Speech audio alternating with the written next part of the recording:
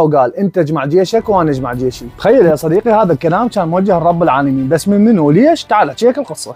النمرود يا صديقي واحد من اعتى ملوك بابل، حكم بقبضه من حديد، تجبر وطغى وقتل، وصل به الغرور لدرجه انه ادعى الالوهيه، وما كان يكتفي بالملك، اراد ان يكون ربا على الارض. واجه نبي الله ابراهيم عليه السلام، قال له ربي يحيي ويميت، قال له انا هم احيي واميت، جاب اثنين مساجين قتل واحد وعاف الثاني. وهنا النبي طاح حجه اقوى، قال له ان الله ياتي بالشمس من المشرق فات بها من المغرب فبهت الذي كفر. ومن ذاك اليوم صار النمرود يشوف ابراهيم تهديد لعرشه، وقام يتحدى حتى رب العالمين، رفع راسه للسماء بكل تكبر ووقاحه وقال انت اجمع جيشك وانا اجمع جيشي. ظن نفسه قادر على محاربه الله، متوهما ان قوته تحميه، لكن الله ما ارسل له جيوش من الملائكه ولا زلازل ولا براكين، بل ارسل عليه اصغر مخلوقاته، جند من البعوض هاجمت مملكته وحطمت جيشه ودمرت ملكه. اما النمرود فدخلت بعوضه واحده في دماغه، وكان يصرخ من شده الالم، يضرب راسه في كل مكان، لكن لا فائده حتى انتهى